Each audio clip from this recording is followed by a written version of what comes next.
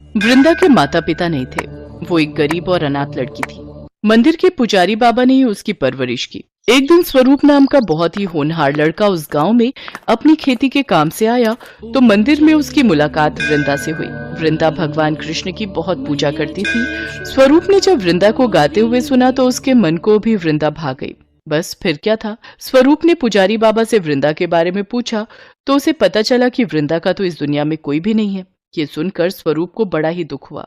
बेटा, वृंदा बहुत ही सीधी सादी और भली लड़की है। तुमने उससे विवाह करने का विचार करके उसके ऊपर बहुत उपकार किया है। गांव का बदमाश हरिया वृंदा को रोजाना तंग करता है। वो चाहता है मैं वृंदा का हाथ उसके हाथ में दे दूं, पर मैं उस बदमाश गुंडे को वृंदा का हाथ देकर वृंदा की जिंदगी खराब नहीं कर सकता। मैंने वृंदा को अपनी बेटी की तरह पाल पोस कर बड़ा किया है। मैं चाहता हूँ कि वृंदा एक अच्छे घर की बहू बने। आप चिंता मत कीजिए पुजारी बाबा, मेरे होते हुए बदमाश हरिया वृंदा को हाथ भी नहीं लगा सकता। तभी बदमाश हरिया कुछ आदमियों के साथ वहां आ जाता है। उसके आदमियों के हाथ में शादी का जोड़ा और मिठाई के थाल थे। क्यों बे बुड्ढे पुजारी, है? मैंने सुना है तो अपनी बेटी वृंदा की शादी किसी और से कर रहा है। अबे, तुझे मैंने बोला था कि वृंदा मेरे सिवा किसी और की नहीं होगी। फिर तू मेरे होते हुए वृंदा का रिश्ता किसी और से कैसे तय कर दिया बे? मैं आज ही वृंदा से शादी करूंगा। देखता हूँ कौन मुझे रोकता है। मैं रोकूंगा तुझे। है हिम्मत तो मेरा सामना कर। मैं भी देखता हूँ किस माई के लाल में हिम्मत है जो वृंदा को हाथ तक लगा कर दिखाए। अच्छा, तो तू है जिसके साथ वृंदा की शादी तय हुई है। तुझे तो मैं ऊपर पहुंचा कर ही दम लूंगा। रे पकड़ो रे से, और इतना मारो कि याद रखे। फिर क्या था, स्वरूप और हरिया में हाथापाई शुरू हो गई। स्वरूप सब गुंडों पर भारी पड़ गया। स्वरूप ने उनकी ऐसी ठुकाई करी कि उन्हें अपनी नानी याद आ गई। माफ कर दो भाई, माफ कर दो। तुम्हारा तो हाथ हथौड़ा है।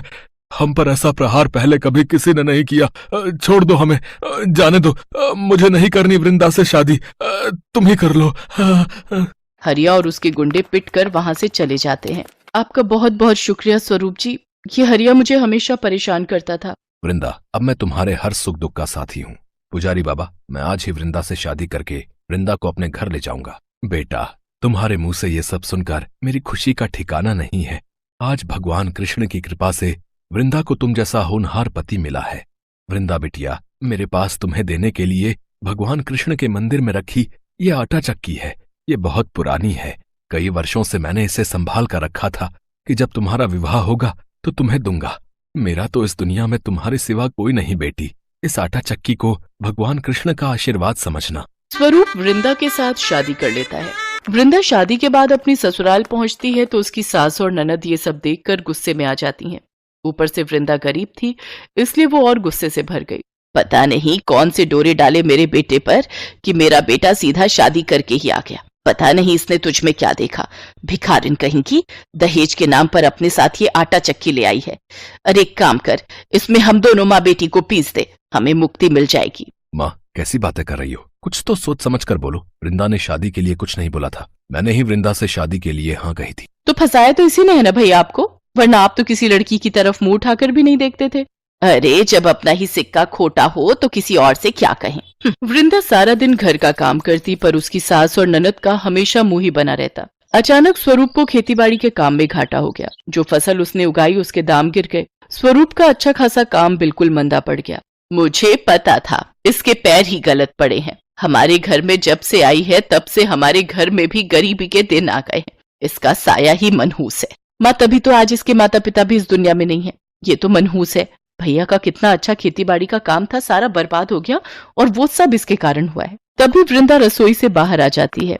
माँ जी, पिसा हुआ आटा खत्म हो गया है, थोड़ी सी गेहूं रखी है बस। तो मैं क्या करूं, तेरे कारण हम भूखे ही मरेंगे। सब तेरी वजह से हुआ है, तेरी वजह से। ना तो तू इस घर में बहू बनकर आती, ना मेरे घर की बर्बादी तेरे रूप में आती। जो करना है कर, पर मेरे पास खड़ी मत रह। क्यों, तू वो जो अपने दहेज में चक्की लाई है, जा उसमें पीस, देखती हूँ कितना आटा निकालेगी तेरी चक्की। माँ, वो चक्की तो काफी समय से इस्तेमाल नहीं हुई, उसमें गेहूं कैसे पिस जाएगा? रुको, मैं बनिया से गेहूं पिसवा कर लाता हूँ। बड़े तेरी जेब में पैसे रखे हैं, खेत जमीन सब बिक गया, अब घर के काम ही करने बाकी हैं क्या? जा चौधरी साहब से बात करके आ, शायद वो थोड़ा रुपया उधार दे दें तो घर में राशन आ जाएगा। स्वरूप गांव के चौधरी से कुछ रुपयों की मदद मांगने जाता है, पर चौधरी बिना कुछ गिरवी रखे पैसे देने से मना कर देता है। देख स्वरूप, तेरे पास देने के लिए कोई जमीन या खेत तो है नहीं। अब कुछ गहने या कोई और सामान गिरवी रखेगा तभी मैं तुझे पैसे दूंगा, ऐसे तो मैं नहीं दे सकता। तो कुछ ऐसी चीज ले आ जो मैं गिरवी रखकर तुझे पैसे दे दूं। क्या करूं, ऐसा क्या लाऊं चौधरी साहब? कुछ समय के लिए ही उधार दे दो, मैं उधार लौटा दूं। ऐसे तो मैं नहीं दे सकता, तेरा कोई भरोसा नहीं। कल तू शहर भाग जाए और मेरे पैसे ना लौटाए, नहीं, मुझे माफ कर। स्वरूप घर आ जाता है और अपनी माँ को सारी बात बताता है। माला को लड़के वाले भी देखकर जा चुके हैं। उसका भी रिश्ता पक्का करना है और घर के हालात दिन पर दिन खराब हो रहे हैं।